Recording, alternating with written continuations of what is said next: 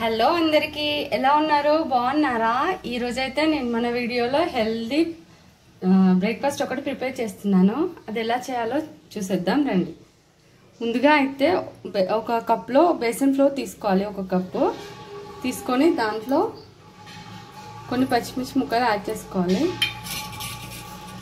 తర్వాత కొన్ని ఆనియన్స్ తర్వాత తరిగి పెట్టుకున్న కొత్తిమీర అండ్ కరివేపాకు అండ్ కొన్ని టమాటా ముక్కలు కొంచెం పసుపు తర్వాత జీలకర్ర వాము కొద్దిగా ఇదేంటంటే గ్యాస్ట్రిక్ అది ఏమీ రాకుండా వాము శనగపిండి కదా అందుకని రుచికి సరిపడినంత సాల్ట్ వేసేసుకోండి తర్వాత దీన్ని ఇలా మిక్స్ చేసేసుకోండి ఇలా అయితే మిక్సీ అవ్వదు చేత్తో మిక్స్ చేసుకుందాం ఒక కప్పు పెరుగు వేసేసుకొని చేత్తో మిక్స్ చేసేసుకుందాం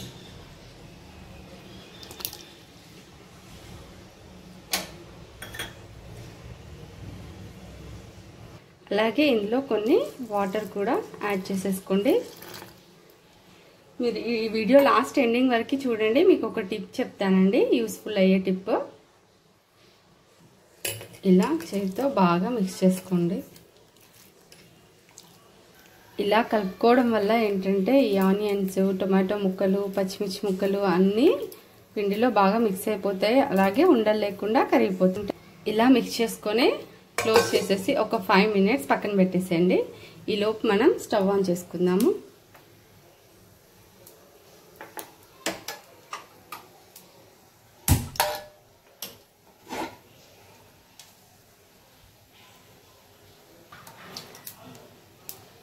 ఇలా ప్యాన్ హీట్ అయిన తర్వాత కొద్దిగా ఆయిల్ అప్లై చేసుకోండి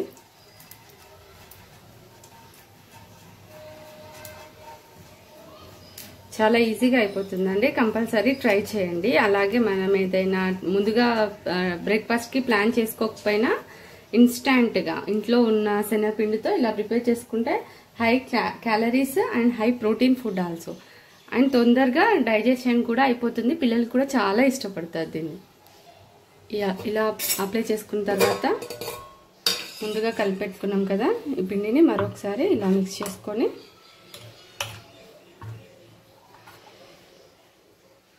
ఇలా తీసుకొని దోశల్లో వేసుకోవాలి దీన్ని స్ప్రెడ్ చేయకూడదండి మనం నార్మల్ దోశ ఎలా అయితే ఇలా స్ప్రెడ్ చేస్తాం కదా వేసేసి అలా స్ప్రెడ్ చేసేసుకోవద్దు అలా చేసుకుంటే ఈ గరిటెకి అంటుకుపోతుంది అందుకని స్ప్రెడ్ చేసుకోకుండా ఇలా అందుకే కొన్ని వాటర్ మనం ఫస్టే ఎక్కువ తీసుకుంటాం అందులో ఒకటి పెరుగు కూడా తీసుకుంటాం కాబట్టి స్ప్రెడ్ చేసుకోవద్దు గరిటెకి అంటుకొని పోతుంది అందుకని ఇలా వేసేసుకోవాలి అంతే వేసేసి వదిలేసేయాలన్నమాట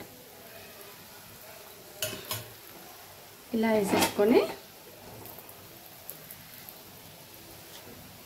సైడ్లకి కొంచెం ఆయిల్ అప్లై చేసుకోండి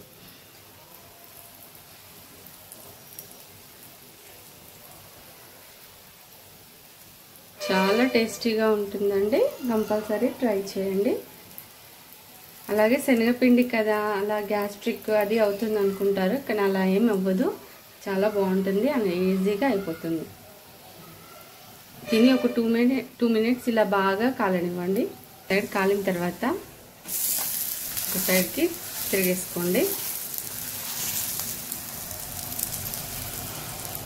ఇలా 2 సైడ్స్ కాల్చుకున్న తర్వాత తీసి ప్లేట్లోకి తీసుకోండి అలాగే మళ్ళీ ఆయిల్ అప్లై చేసుకొని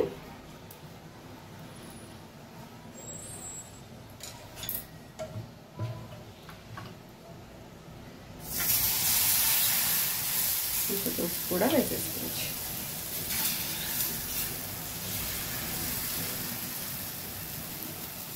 ఇలా వేసేసుకోండి సైడ్లో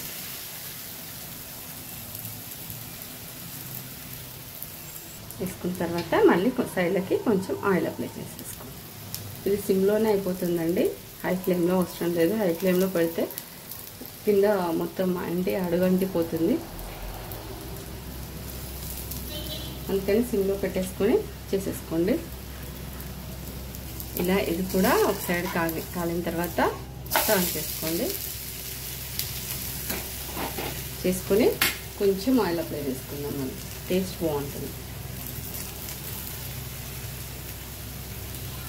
ఇలా ఆయిల్ అప్లై చేసేసుకొని ఒక 2 మినిట్స్ అలా వదిలేసి ఇలా బాగా కాలనివ్వండి. ఇంకో రెండో సైడ్ కూడా. ఇందులో మీకు టిప్ చెప్తా అన్నాను కదా, అదేంటంటే మనం ఎప్పుడైనా పప్పులు అవి వండుకుంటాం కదా, దానివల్ల కొందరు ఈ మధ్యలో ఏం చేస్తున్నారంటే అవి తినడమే మానేస్తున్నారు. గ్యాస్ట్రిక్ ప్రాబ్లం అని, కడుపు ఉబ్బిపోతుందని తినేస్తే అలానే. కానీ అదేం లేదండి. పప్పు ఏదైనా మనం ప్రిపేర్ చేసుకునే ముందు ఒక 1/2 అవర్ ముందు దాన్ని నానబెట్టి తీసుకోవాలండి. నానబెట్టి ఆ వాటర్ అన్ని ఇలా బాగా కలిపేసి తీసేయాలి. వాటర్ తీసేసి నెక్స్ట్ మనం కుక్ చేసుకుంటే అసలు గ్యాస్ట్రిక్ ప్రాబ్లమే ఉండదండి. అలాగే మనం ఏ కర్రీ చేసినా కూడా దాంట్లో కొంచెం జీలకర్ర, వాము అండ్ ఇంగో ఉంటుంది కదా, పులుపు అయితే ఇంగో వేసుకోవచ్చు. నార్మల్ కర్రీస్కి అయితే జీలకర్ర అయితే కంపల్సరీ యాడ్ చేసేసుకోండి. చాలా టేస్టీగా ఉంటుంది అండ్ గ్యాస్ట్రిక్ అనేది అస్సలే రాదు. పిల్లలకి కూడా అంతే. పిల్లలకి కూడా ఇంగువ, జీలకర్ర చాలా మంచిది. అందుకని మీరు కూడా తప్పకుండా ట్రై చేయండి. అలానే పప్పులు అయితే అస్సలు మానేయకండి. అవి చాలా ప్రోటీన్ ఫుడ్. డైలీ పప్పు తిన్నా కూడా మనకు చాలా మంచిది. గ్యాస్ట్రిక్ అనేది ఏమి ఉండదు.